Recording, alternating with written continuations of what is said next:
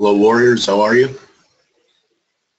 Everyone doing okay? Let's have a great Wednesday. Looking forward to having a great Wednesday with you guys. Share my screen.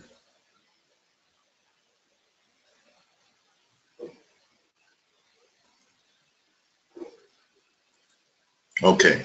Hi, Zig. How are you? We have a couple of special things to share today. Lake's going to be in here talking pound crosses and peso in a little bit. Hi, Luca. Jess, how are you, bro? Patrick, David Ogles, nice to meet you. Kevin, I hope that the technical issues are resolved. You could hear me. You could see what we're talking about. Everyone hear me clearly and see my charts right here. I'm looking at Aussie Kiwi right now, the 4-hour chart. Give me a Y if you see it. Everything's cool. Hi, Anthony Morley. Nice to meet you. A lot of new people in here. It's nice to meet new traders. You're all courageous people. Most people don't have the heart of a lion to try this, and each and every one of you do. Okay, so yesterday I was talking about Aussie Kiwi being a buy, and every once in a while there's something called a campaign trade, and I consider the Aussie Kiwi a campaign trade. Of course, we take everything a step at a time. A lot of people from LAR caught a lot of this first leg up in the daily. Now let's go to the weekly.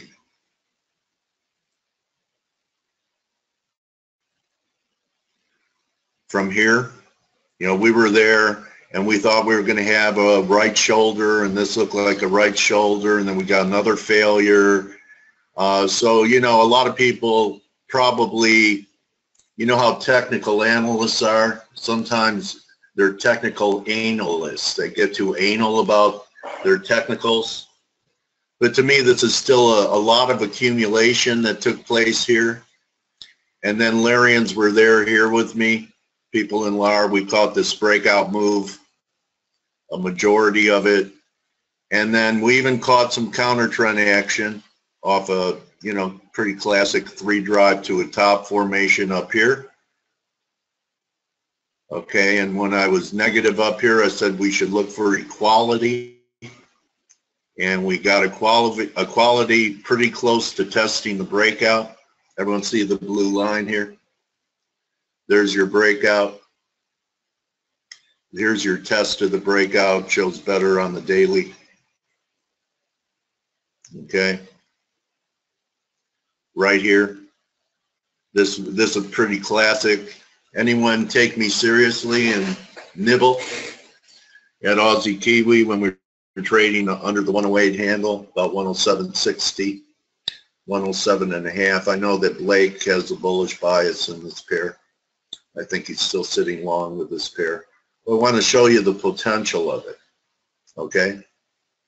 So here we are on the daily. We don't have a weekly reversal yet, but I just want to show you guys the potential of some things you can do in FX if you don't get over leveraged. So my view is you got to own it here. So pretend it's a stock and you're paying 108 for the stock, $108 for the stock, right? The potential is that eventually after this move is going to measure back to the neckline of either, you could call this an extended right shoulder, you could call it, if you'd like, perhaps a symmetrical triangle. We could look at it that way. You know, we had a nice higher low. They kept shaking bulls out here. The big shakeout that happened was once we took out that low. I'll show you in a minute. Anyway, here's a look on it. Still trying to get used to trading view. Okay, so there's a look. So eventually, I believe we're going to test major resistance. This could be an ascending triangle that we have here. and the measured move from here to here could take us into the 124 handle. So if you reduce leverage on this, I would say risk management, and risk is always important. Closes back under 107.30, closes back under 107.30, we'd have to reassess. So anytime I give you guys ideas, I want you to know what the risk is. So I like on major breakouts to give it a close. So I'm going to give it a little, I call 107.5 the breakout, but I want to give it a little tolerance. So, you know, if it was a stock and I bought it at 108, what's wrong with risking $1 on the trade, right? So you're not leveraged at 200 to 1 or even 50 to 1, you know, and you risk a buck on the trade. Looking for 23. Okay, and it's really not a good idea to trade counter trend. I'm undisciplined, so I couldn't help myself on that third drive formation. Anyone in here remember the third drive call? And then this recent, I don't know, about 150, 200 pip decline in the last week or so. Dan, I think you witnessed it. Kevin saw it. Okay, so this is my view. So yeah, you could try and finesse it if you're not long. You could also put a toe in the water, and then if it gets cheaper, you know, buy a pullback to 107.90. I think this is significant here. The only chart I didn't look at is if I get the telescope out, I look at the monthly. It's an inside month, neutral month. But you could see when you look at the monthly, 120 doesn't look that undoable, does it? It was a major support level. These were major. How about this high right here? So here's my target on the monthly.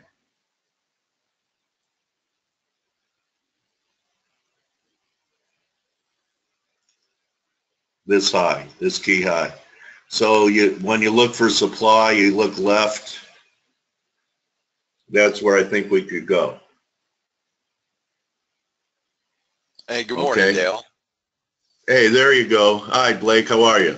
I'm doing great. You know, I'll throw in my 2 cents about the Aussie New Zealand after you're done as well, because I can't remember a time in the last 2 years that I've been short the Aussie New Zealand, but it hasn't broken out the way that I've hoped. So we've had a lot of false starts in the pair, but I only play it to the long side, and I'll show you guys why. You know, I'm bullish here, and I've got a long position, about half my normal size, or half the size that I like to trade this one in. But I'm still buying it on dips. So I assume there's reasons that are more than technical. Yeah, I still think that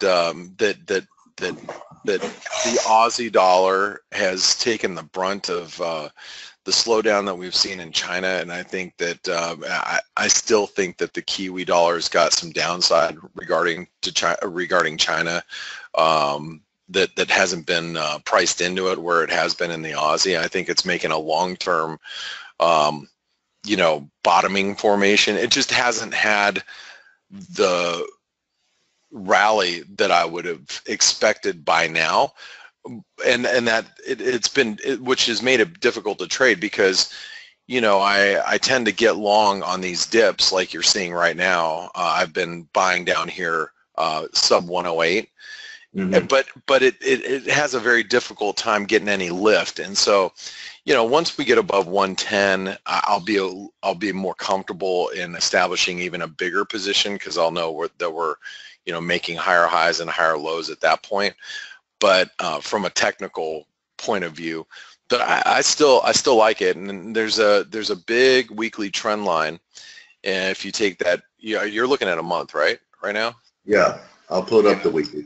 Yeah, you can put up the weekly. You know, Blake, all you have to do is just stop drinking milk for a month. Yeah. And buy a Krugerrand. Is this a line that you were going to talk about up here?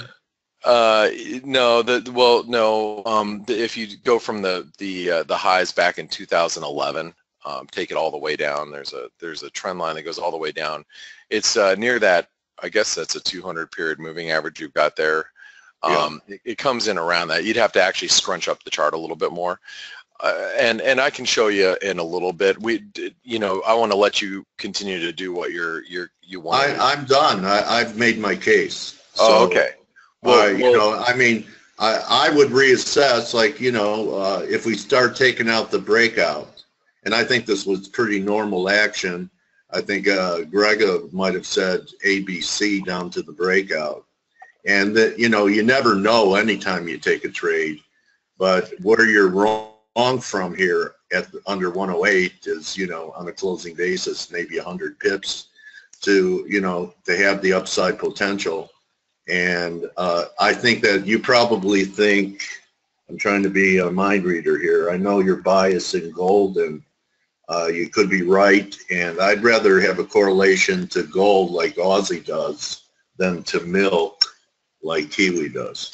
Yeah, that's a great point, and I'll tell you, I'm actually long some gold now, and as of I bought some more this morning. I bought it yesterday at the close. I sold it in Asia for a few dollars. I bought it back this morning. I'm up a couple bucks. I'm buying gold right now, and well, that's because I know you idolized Peter Schiff, and and he's always bullish. He's the man. Gold, right? You've seen my signed picture from Peter Schiff, right? Autograph. No, I haven't. No, it's actually, it was given to me by a client. But let me show you what I got in Aussie New Zealand, and this will maybe make a little bit more sense to you. So this is the weekly chart of the Aussie New Zealand, and if you see this big red downtrend line right here, this has been kind of my my go-to. All right, well, it's time to play long, and we rallied a bit. You could arguably say that we had this like a Gartley pattern here. It's like the Gartley pattern, rejected it.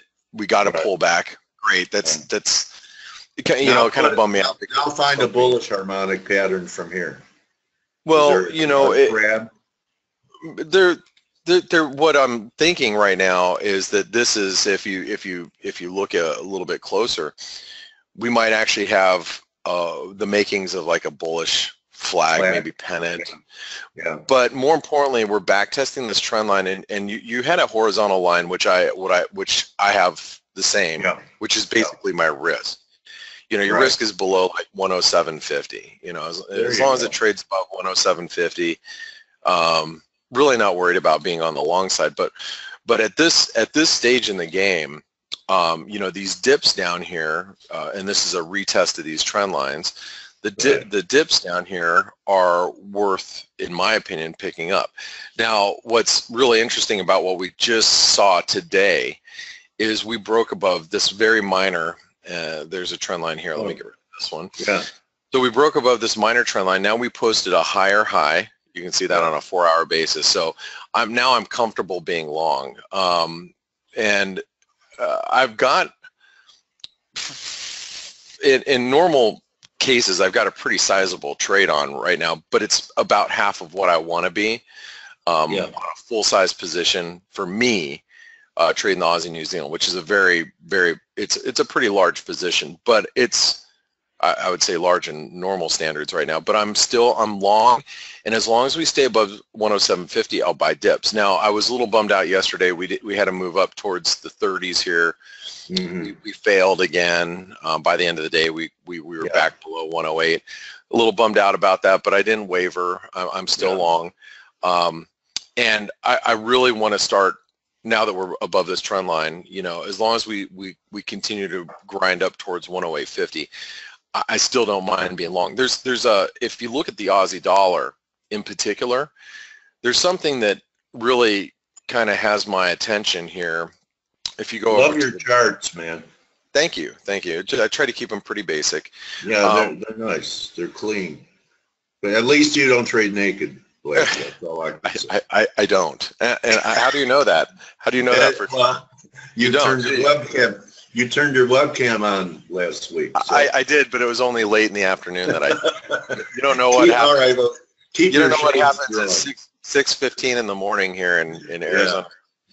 But we might have posted a false breakdown in the Aussie right at what a lot of people probably got aggressively short on Monday as we broke through this support, or they got stopped out, and we came back yesterday. Now we're still trading heavy, but you also have to keep in mind the Kiwi is really heavier.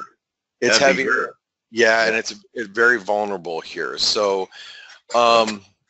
again, it's building the Aussie New Zealand long bias. I'm long about a half position size for me. I'm not super aggressive at this moment, but I want to be pretty aggressive with Aussie New Zealand moving forward. And we do have, if I'm not mistaken, we have employment. Today's Wednesday, right? So we have employment tonight. So if the employment picture comes in a little stronger than expected, China trade balance is firm, I'll probably step up my Aussie New Zealand position size tonight if the economic data supports being long. But that's not what I really wanted to talk about today. I wanted to talk about pound crosses, right? And the peso and pound crosses. So first of all, the Banxico has their monetary meeting minutes in about 45 minutes or so. Now the US dollar Mexican peso, I'm long, but I'm considering getting aggressively long if we can break out of this. You can see this, it's a wedge, and it's a bearish wedge, which doesn't make me super comfortable at this point, because we keep, even last night in Asia, today in Europe, we rejected, and you can see here on an hourly chart, we rejected this trend line. It's right here. It's a downsloping trend line. And you can see in blue, this is making me a little nervous that we're rejecting up here. However, a break above like this 1881, 1882 level, then I'm gonna get a little bit more aggressive. Now, one of the other things that's going to feed into a bullish breakout here is some risk aversion. So I was going to ask you that, Blake. Are you a little disappointed in the amount of lift this pair had with the recent bouts of risk aversion that have come into the market? But have we really had any risk aversion? I mean, you look at yesterday, the Dow was down 120 points, and then and then by the end of the day we were up. We were flat, so we were down and we were back to flat. So I can't really say there's any real risk aversion at this point, which is suppressing the US dollar Mexican peso. The US dollar Mexican peso tends to rally, or emerging market currencies tend to be heavy during periods of risk aversion. So, and I was talking to probably one of the best traders that I know yesterday, and he's like, man, the stock market's broken. He's like, you would have thought that the stock market would have seen some downside, and then we're down 100 points in the down, and then we pop right back up. Though the VIX did not give it back when the market came back, and there are huge net short positions in VIX, and people stopped buying hedges because they felt that buying insurance was a waste of money. And normally when the market would recover like it did, as you're talking about, Blake, VIX would have been lower on the day, not up 7%. Yeah, I mean, but it's like, okay, well, the VIX is stronger, right? Yeah. So the VIX is stronger, and if volatility is higher, why aren't equities pressing lower? And again, there's that the invisible hand that's supporting the equity markets, which is making, for all intents and purposes, the process that we normally would follow is broken, and so that's a little nerve-wracking for me. But it's not stopping me from being a buyer of the U.S. dollar Mexican peso. I still think that we've come out of an ascending wedge. We've hit 161 here. You can see it right here.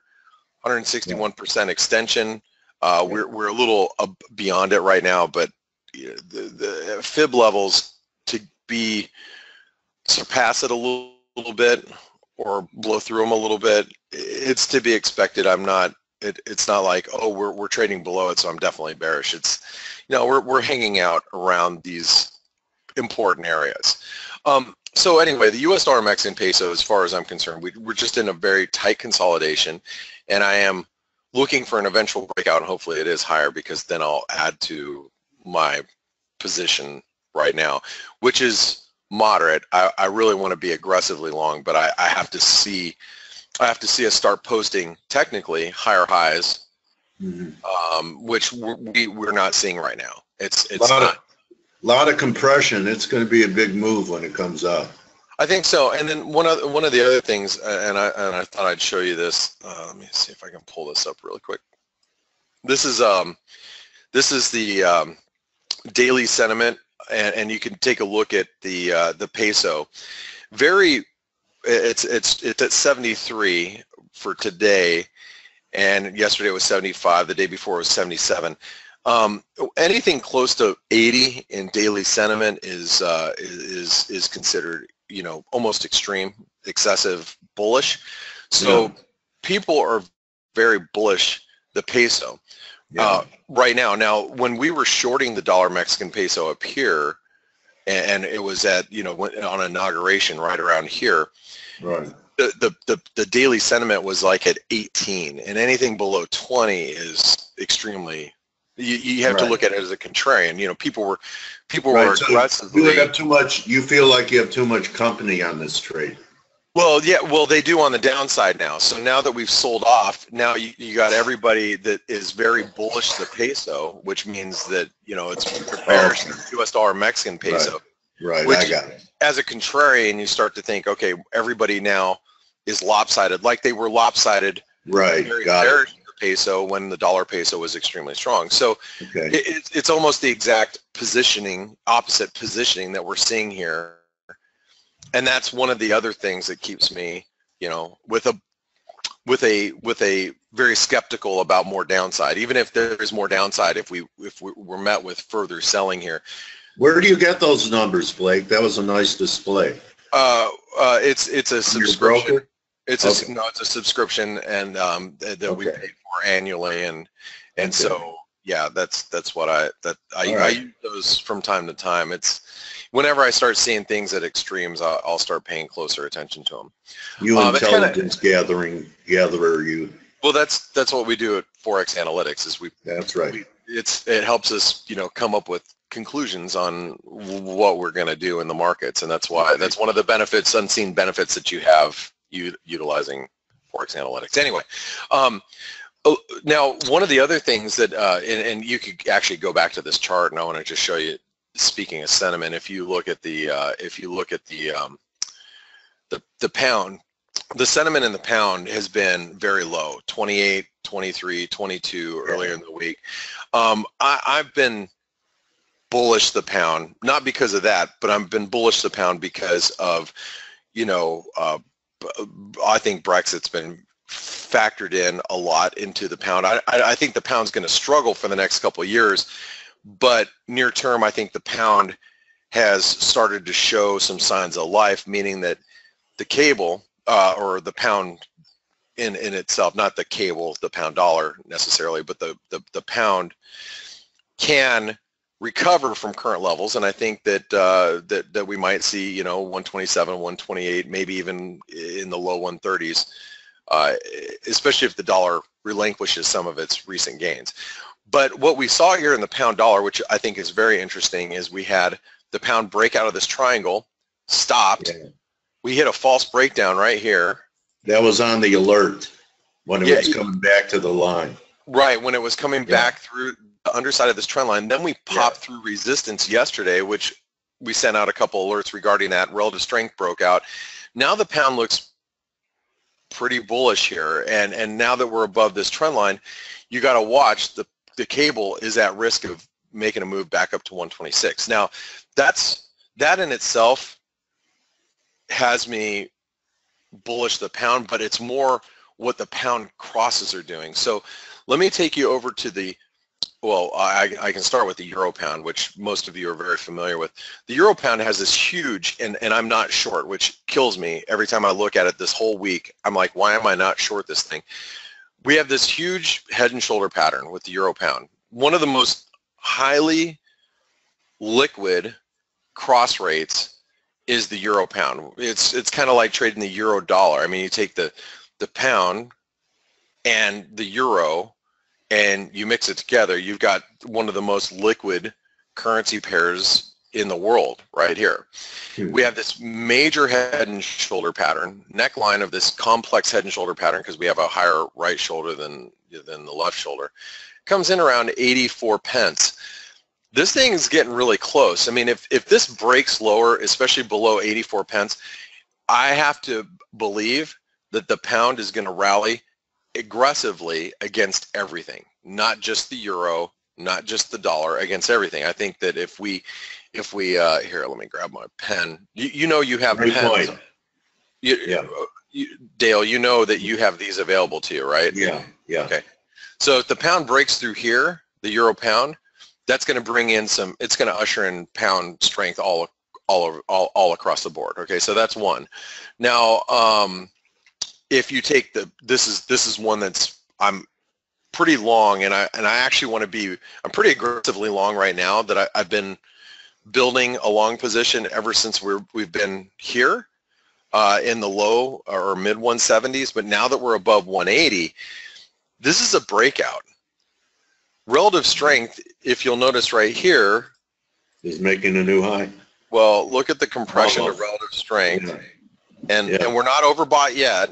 I mean, we have to get way up here to get pretty overbought. It's starting to break out. Now, this is extremely bullish, which also argues to the Aussie New Zealand bullish case, because you got the, pound New Zealand, or, it's Kiwi.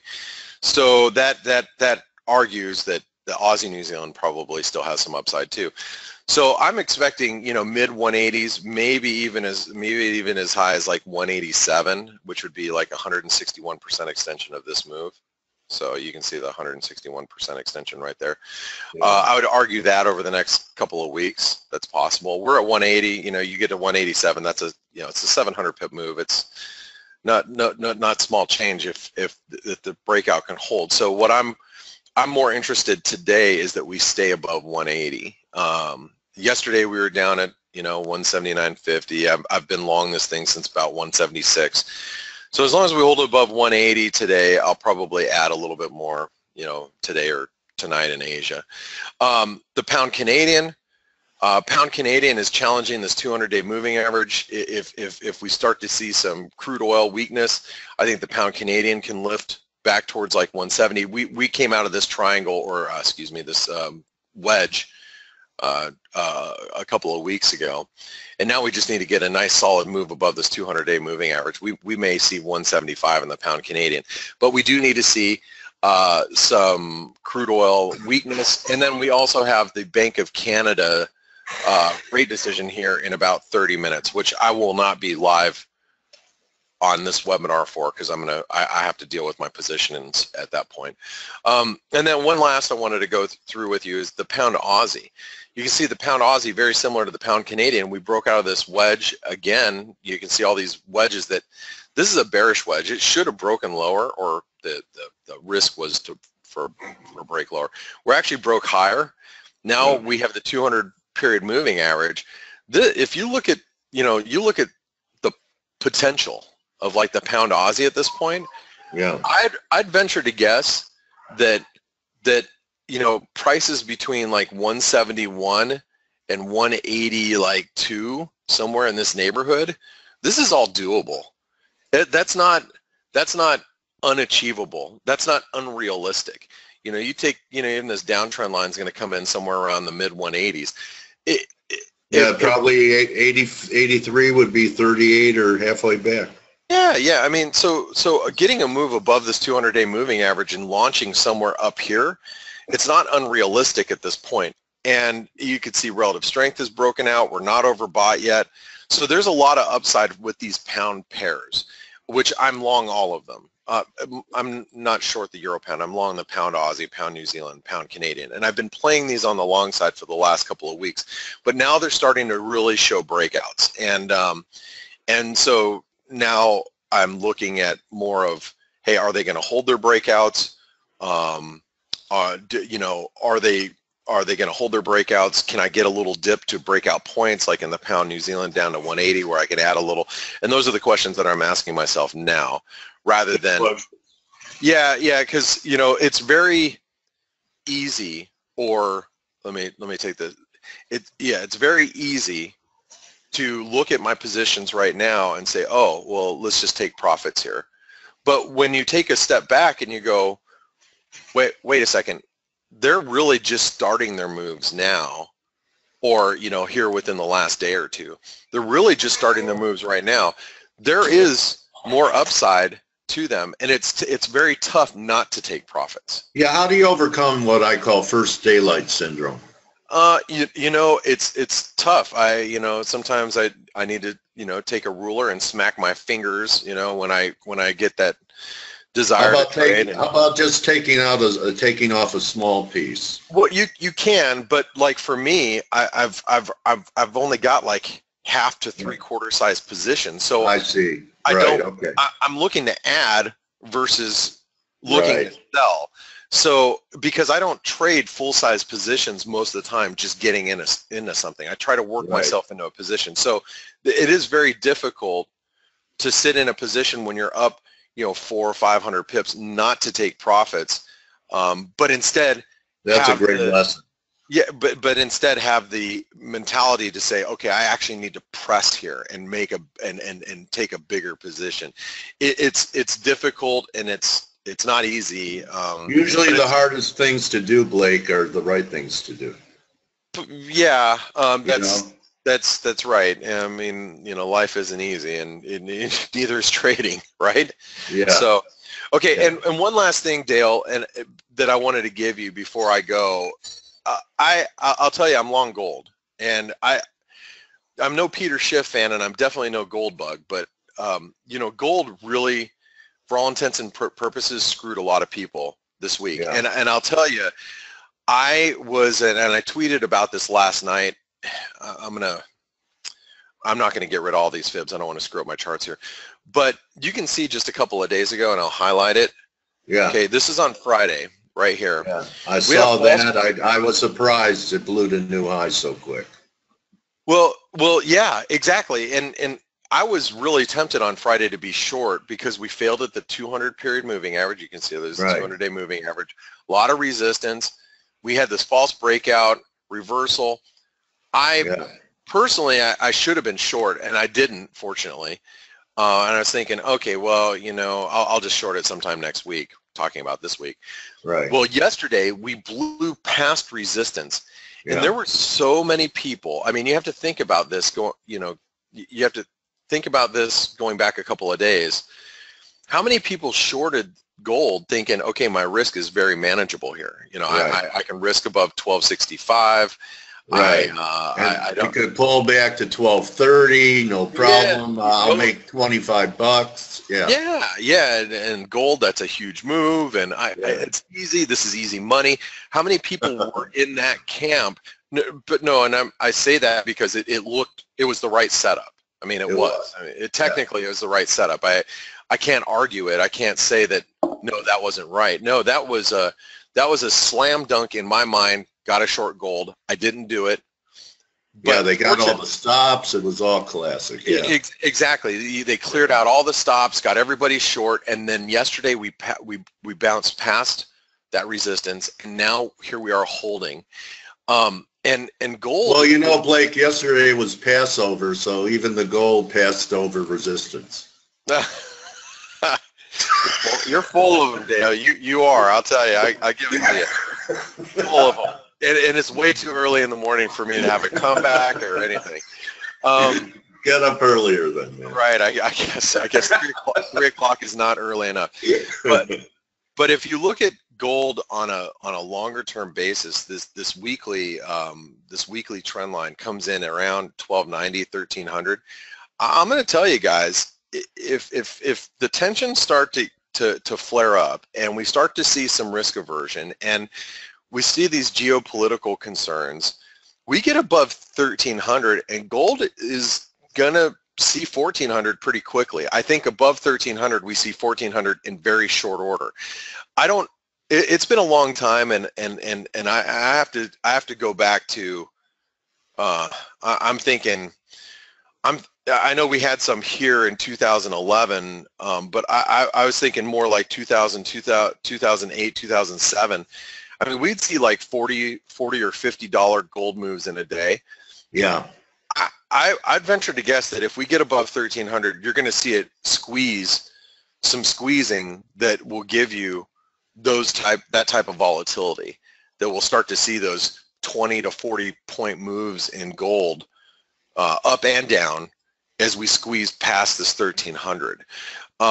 So I think a lot of volatility. I like your 1.618 target if that happens. Yeah, I don't think that, you know, a move up to the mid 1400s is really out of the question. And again, I'm not a gold bug and by any stretch of the means, but I think that the potential technically and geopolitically, I think it's there, and I think the risks are there. So and you have to think about how that affects the market. I mean, if we see a move up in gold like this, how does it affect the dollar? You know, how does it affect stocks? How does it affect bonds? I would venture to guess that bonds start to squeeze higher, yields drop, dollar drops. You know, there's a lot of like factors that could play into a gold rally of that magnitude, and I think that we all have to be aware of it and understand what the repercussions could be in the event that happens. So anyway, those are just the few things that I wanted to talk about. They're things that are on my radar today, the things that I'm playing into, and I hope that this information is you know, was received well by you guys, and I hope you guys have a great trading session. Let's call this the Blake Morrow Roundup.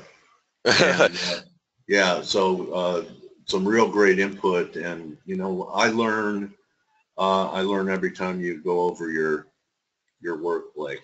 So, and that's unusual. You know, usually I already know stuff. So, thanks for dropping by, buddy. Oh, my pleasure, Dale, and you guys have a wonderful trading session. Good luck today. Watch the Bank of Canada. I don't know what to expect out of the BOC, actually, even though I have short Canadian exposure, being long the pound Canadian. I guess if you look at the Canadian dollar, I'm really, you know, I get asked, you know, what do you think of the CAD here? I don't have much to say. I mean, you know, we're stuck. Yeah.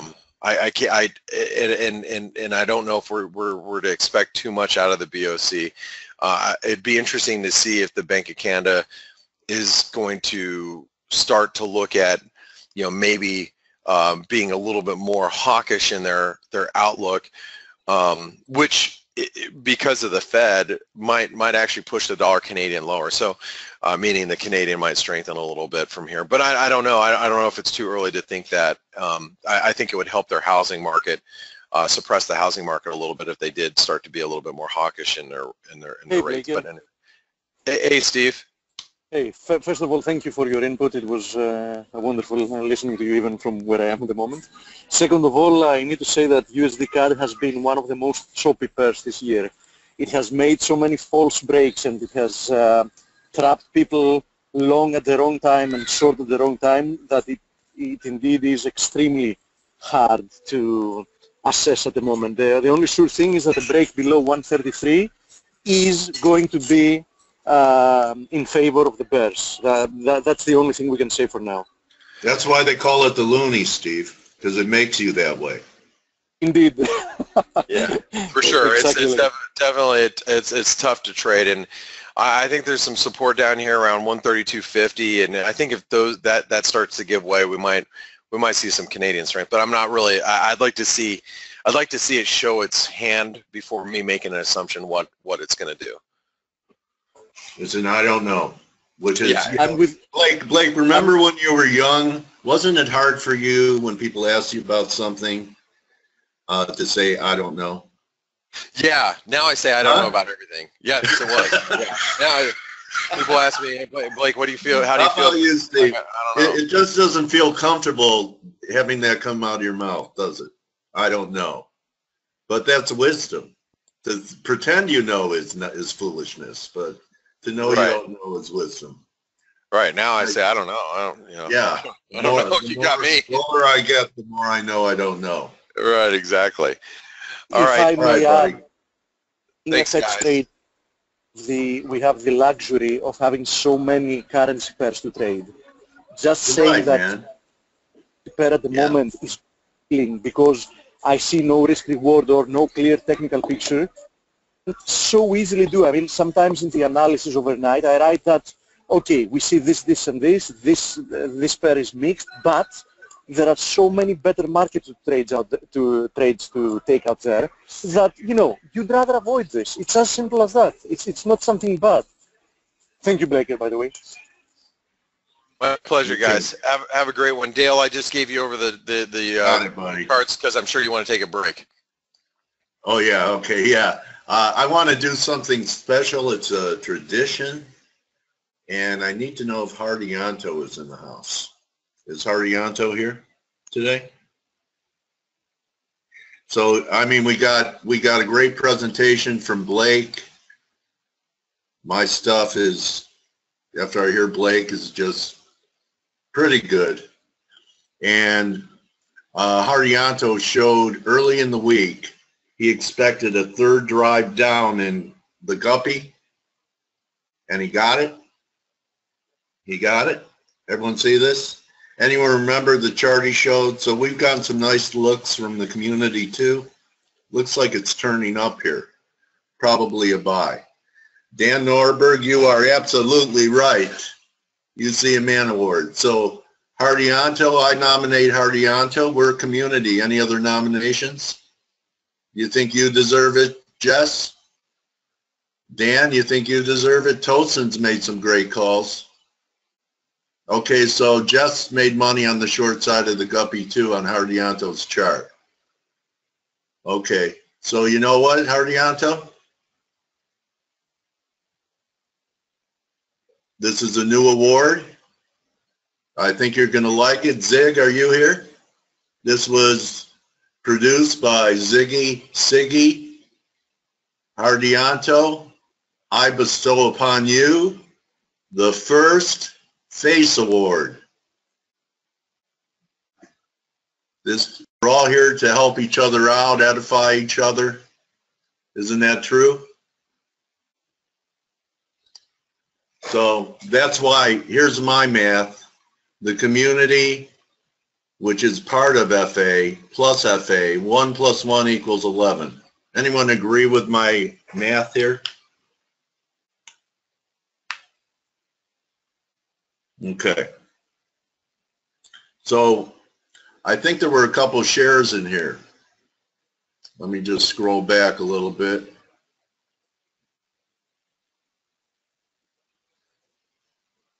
So I encourage people to share their work. It's going to make you a better trader. Hardianto, has it made you a better trader since you started sharing here in the rooms and started sharing on Twitter? Here's a look from Dan Norberg. And it's the Aussie Kiwi, I believe. Right, Dan? Dan's an excellent chartist, trader. You probably learned a few tricks from Blake, huh? How long have you been with Blake, Dan? And why in the world would you come to where I was? Oh, I know why, because Blake left Wise Trade. You needed a room, right? You were lonely. Okay, there's a look from Dan. Okay, Norton, remind me later. So he's showing this coiling formation here.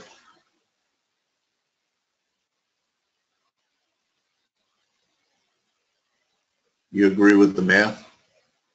Years with Blake. Okay. Nice chart. So what's your anticipation? Are you neutral until it comes out of here? Long? Okay.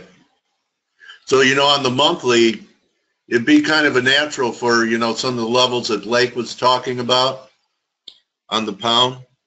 You know, I used to show this monthly before we had this big breakdown in the pound.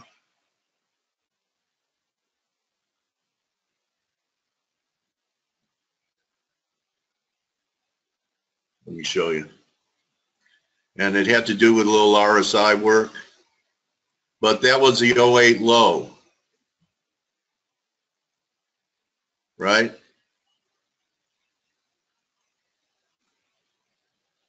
I think it's still that plug I'm missing.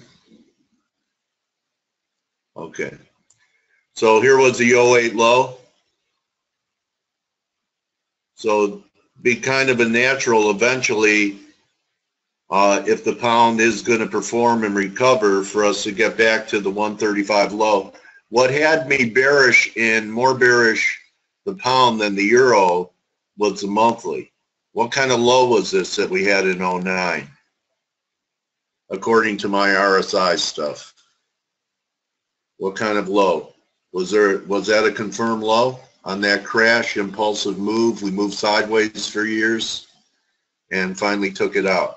Now we're diverging. Okay, the monthly has diverged. I know it's diverging. It's pretty macro, but you're not getting a confirmed low here, are you? See the difference between a confirmed low?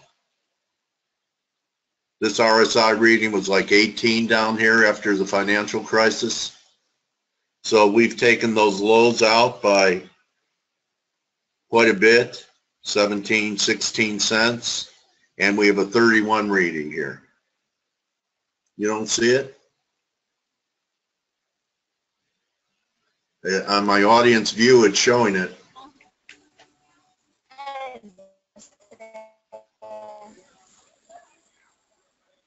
I'm just refreshing it for you. There you go. Can you see it now? Okay, Dave. So what I teach in RSI is confirmed highs and lows, and when they're normally, when you have a confirmed high or low, what's the implication of confirmed highs and lows for people that I've taught? What does it mean? When momentum and price confirm each other, what does that mean?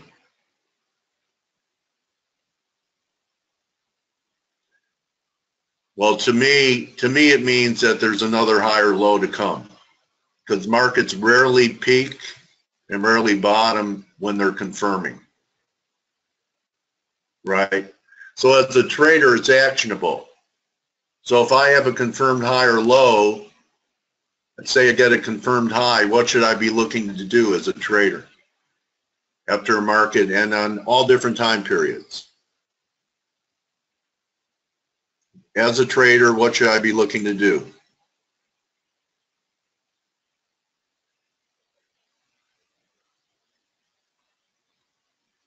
Buy a break. Lighten up longs, but yeah, your next action though is to buy a break, right? Because you're looking for another push up that may or may not confirm. Correct? Okay.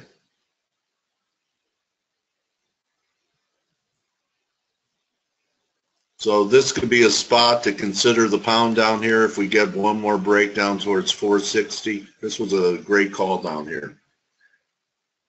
So I like,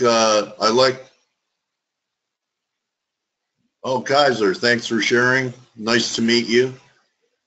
See what you have here.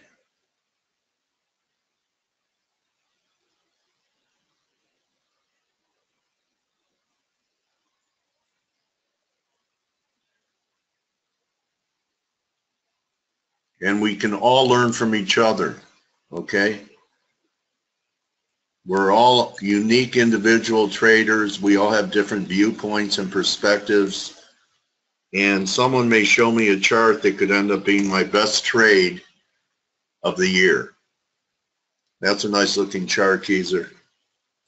So this was a 1984 low. He's even going further back. So I was talking about the 08 low. So that's a very nice perspective. We're approaching like a historical band. I like telescopes.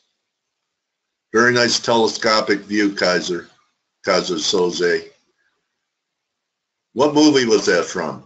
What movie was that from, Kaiser? Kevin Spacey was in it. There you go. Unusual Suspect. Nice look.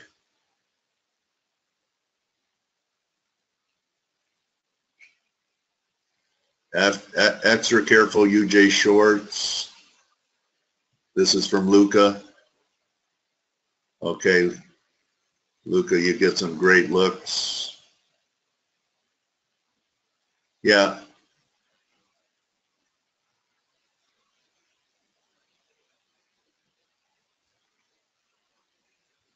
I want to take a look at the end too.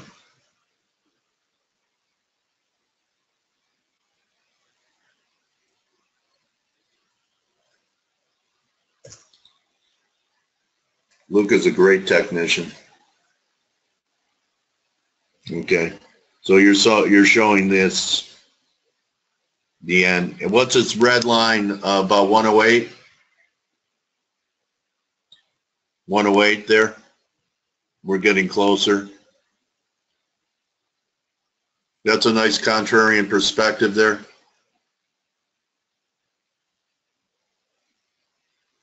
Thank you, Luca.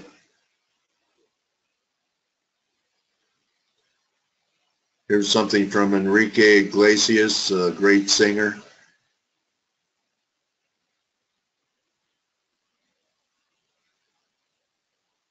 Oh no, that's Julio. Sorry, man.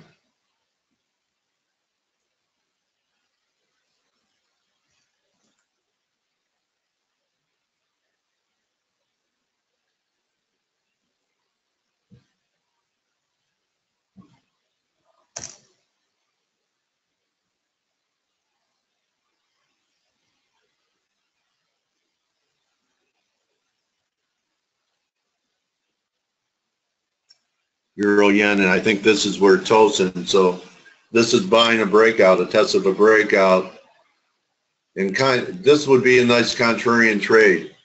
Tosin, was this a level you were looking for in Euro yen? That's a nice look. Everyone thank us, Enrique. Okay. And Luca was looking for what, 115.80, right, Luca, on Euro yen?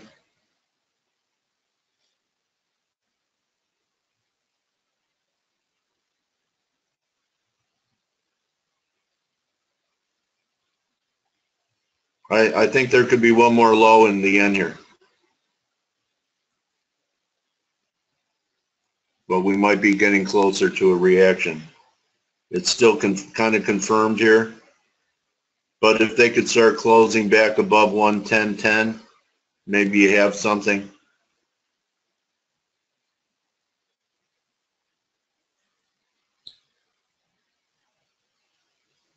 I think the Euro yen might be the better play because the dollar's already overdone.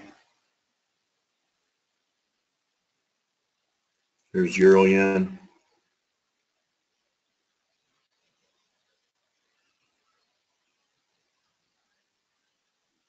$24 at the low, so kind of a low reading.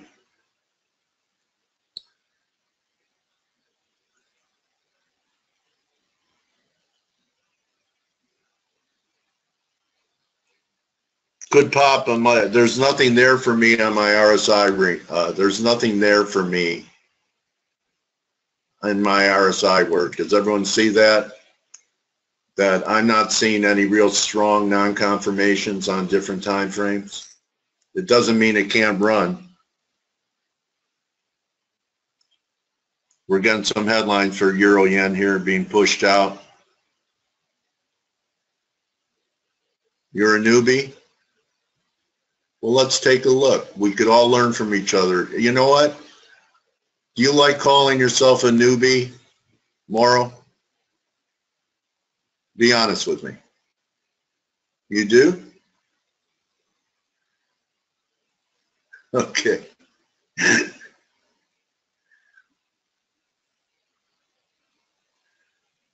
No, not booby. He likes being called a newbie.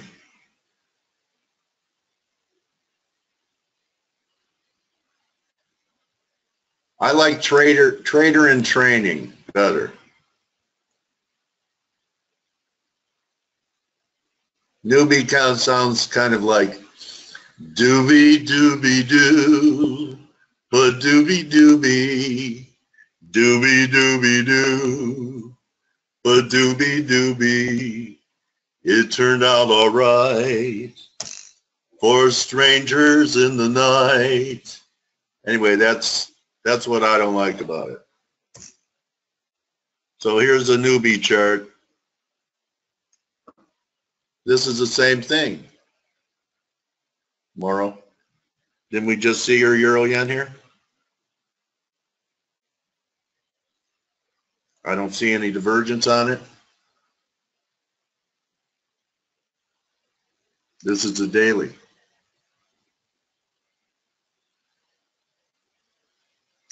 All right, I don't know where it went. Try it again.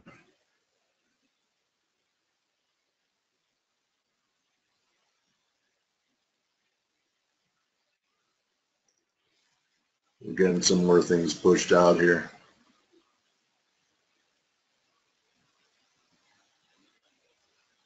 Resend it, okay? Okay, resend that, please. Here's Luca's long guppy. We are diverging here.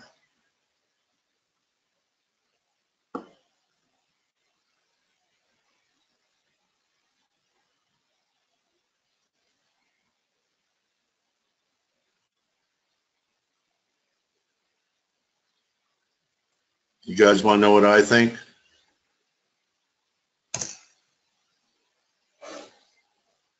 Here's Luca's guppy long. It's midpoint, halfway back from here. So are you looking to add if we go 61.8? Luca, can you please resend that? Morrow? Newbies? How about apprentice trader? Apprentice. You know, apprentice is a powerful word. You start a show and you can become president. So how about being an apprentice or a journeyman? You're a journeyman. You're on your trading journey. You're not a pro yet. You're not a master. You're a journeyman. Everyone thank Luca for this guppy look. Thank you, bro.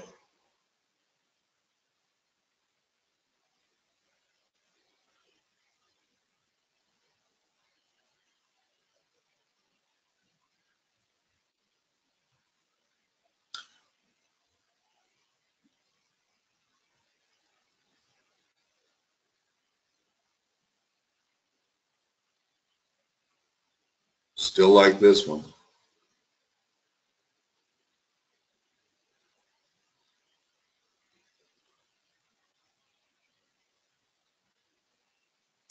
See, Luca, I don't like the reading in the yen here. It was under 30 on the 4-hour. It did diverge here, but it was okay. Canada's coming off. Still thought, yeah, everyone knew what my bias was in Canada, right? Even though it's choppy, as Steve says, and neutral, as Blake says, still thought we could trade 32. Canada respected everything that it had to so far. Okay. So This was talked about and shown and displayed up here last week at 440, 4.5. Anyone still there?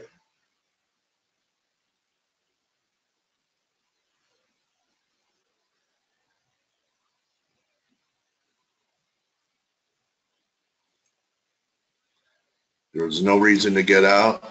I bet Hardianto's still there. So this was my target zone, about 132. I know Hardianto's looking for lower, but maybe the oil rally will run out of juice. Everyone see this? Give me a Y.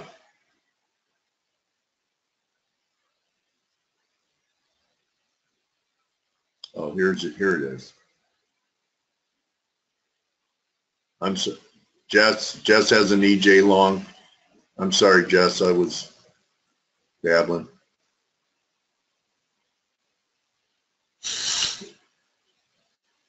I'll get to yours next, Morrow.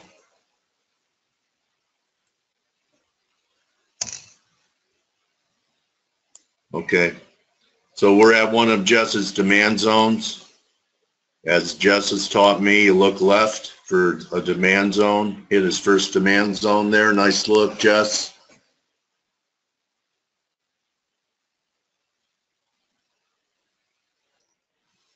More alerts being pushed out by the team. How many of you guys are getting the alerts like I'm getting on my screen right now? Give me a Y if you are.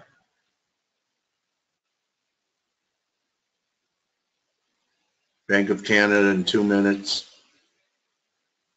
Okay. Here's newbies look.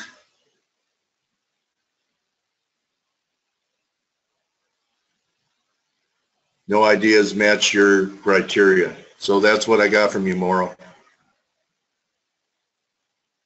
So there's something wrong with the link.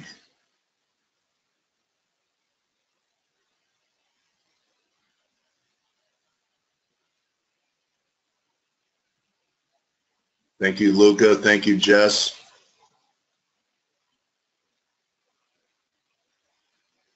Here's Dan Norberg. Stronger CAD. Okay.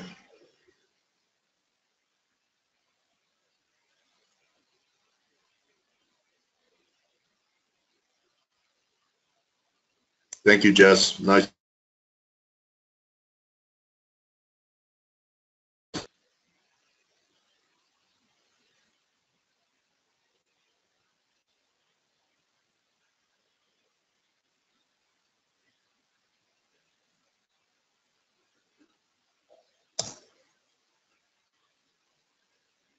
CAD Yen from Dan Norberg. Interesting. Be nice to see him. Did we take these lows out, Dan? Did we take these lows out? We could still have a 3 driver, a 1, 2, and clean out the longs here.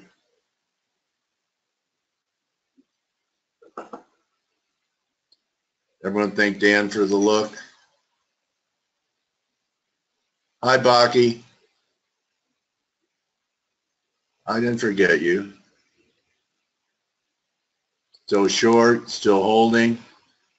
All you guys are still short. You're welcome, Luca. All right, take partial profits. I'm not as brave as Blake. I like to book some stuff. That's why I'm only 1,000 there. But take partial profits in Canada. Nice look, Dan. Let me try Morrow's again.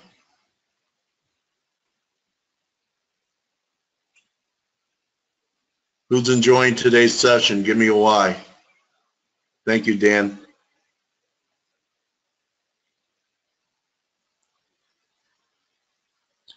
I have to give credit to Hardianto on that as well. His wave count influenced me.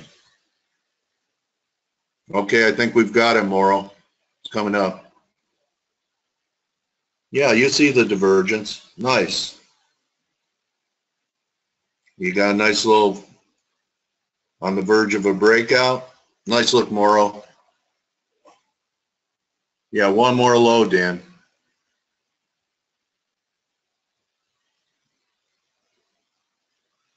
Okay, that's why I say take partials, Eric. Eric's saying we have partial divergence. What time frame? 1 hour?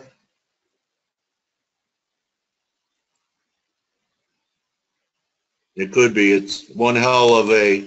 I always... When news goes my way, guys, and I bet Blake is like this too, because he was long gold before they launched the Tomahawks. All right? He was long gold. When they launched the Tomahawks, he booked it. So anytime you're in a position and news goes your way, take advantage of it and take something off the table. Can I get a promise that you guys will do that when news goes your way? Because here's a core belief of mine, that people who buy headlines today sell newspapers tomorrow. And I don't want any of you guys on the corner selling newspapers, okay? So anytime you're positioned and you get an event like this, use it to your advantage. You could always recommit, but take something off the table and get paid. Anyone else going to promise to do that? I know we're all captains of our own ship. All right, there's another promise. Okay, well, I'm glad if I helped you with Canada that all you guys were there. Okay. So if you're not a subscriber and the Canadian trade, one of many great calls in here, and I've only been here, what, 8 days. Diversify away from yourself and subscribe to ForexAnalytix. Diversify away from yourself. So you have this community to diversify away from yourself and have other views. We're getting the third drive there, Tosin?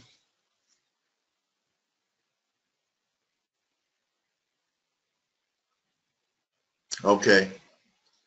Where'd you get that Euro Aussie idea? I think Pinker talked about it 2 weeks ago. You stayed with it that long? Good discipline, man. Okay. See what Tosin has here. Tosin's another excellent trader. Besides the FA team, how many good traders do you guys think we have in the room here? And some of my team, I haven't seen. Matham, are you here? That was a bad link, Tosin. You have a chart on that, Dave? I'll try it again.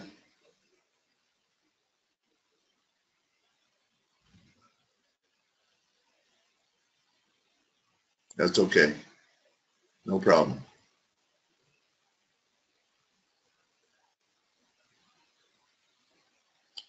Oops, what happened here? There's probably still some more left in Canada. Probably going to go that line.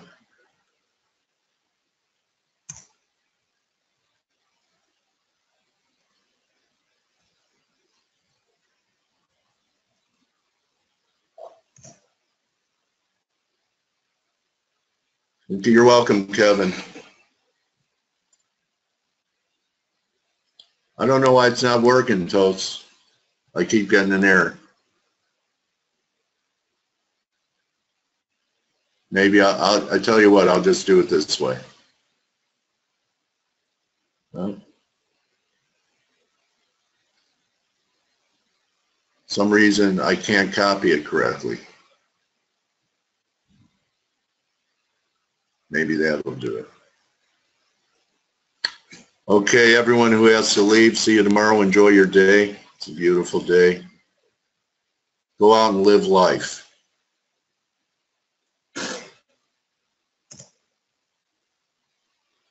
Okay, persistence pays. So Tolson's saying we have a 3 drive to a bottom. I don't know. Was this low taken out? This low wasn't taken out yet, Tosin. But it's starting to get the look of it. 1, 2. I need to see this low taken out, okay?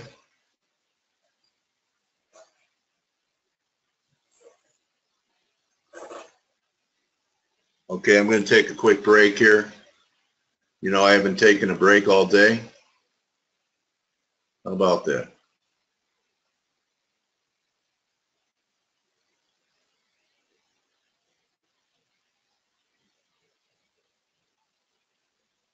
Be back in a couple.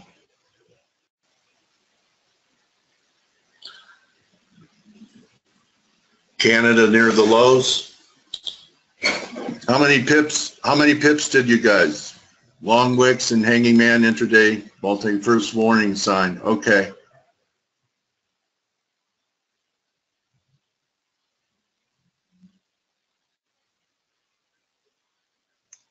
So if you got shorted on the back test here, you did all right. And here's my next target level in Canada. If you're still holding, another 70 pips down towards 132. If you see that, give me a Y.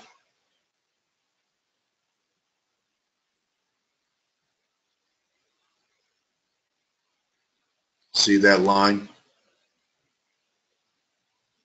I'm going to wrap it with that. And I still like the Aussie Kiwi. I think it could be an embryonic trade once we start cutting through some of these moving averages. Looks good to me. Your risk could close under 730. I want to thank everyone. Oh, let me show Luca's. We'll wrap it up with Luca's chart on the gold. Maybe Blake should see this. All right, Tolson's looking. If we close the S&P, S&Ps look kind of crummy, don't they?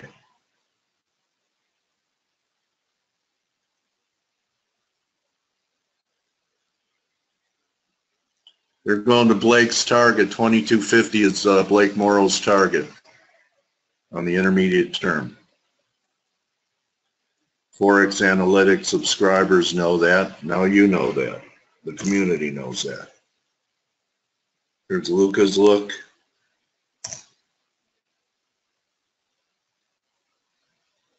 This looks like Tolson's look.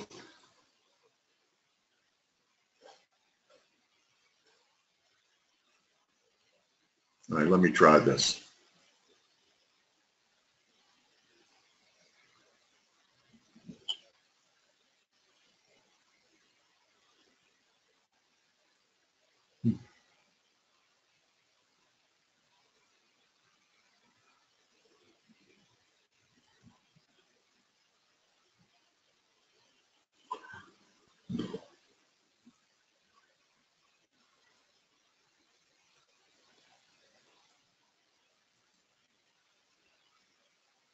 This was Tolson. This is Luca.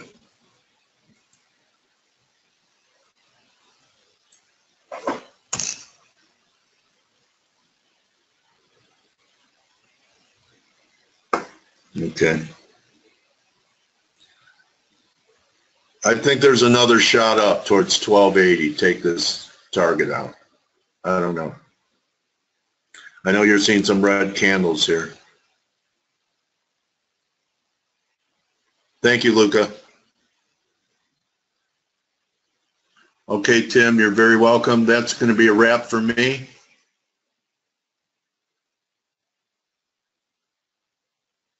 I want to thank everyone for their contributions. I want to thank Blake and Steve for coming in and sharing.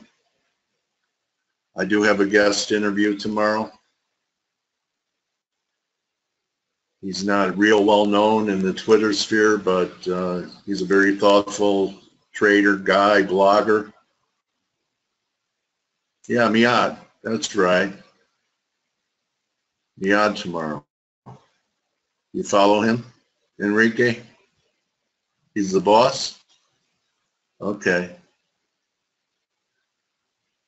The wild Iranian. Okay. So thank you, everyone. I hope that what we're doing here adds value to what you're trying to accomplish as a trader. And remember, don't just count your pips, count your blessings. And I'll see everyone tomorrow. And who knows who's going to win the next FACE Award tomorrow. We've seen some calls from you guys. I have a pretty good memory. We'll see if we have another winner tomorrow. But don't forget to remind me if you're right. And remember, you don't have to leverage yourself up to the max on anything. You could look at Aussie Kiwi like a stock that you're looking to be long from 108 for a long-term move into the 120s. And most of all, use less leverage when you trade the markets. Use wider stops so you don't get picked off. You know, right the market, wrong the trade. If you don't use less leverage, you might lose your head and your account will be dead. And we don't want that here at FA to happen to anybody. I'll tune my guitar tomorrow. See you guys. Have a good one. Don't spend all day in front of your platform. You're very welcome, Saeed.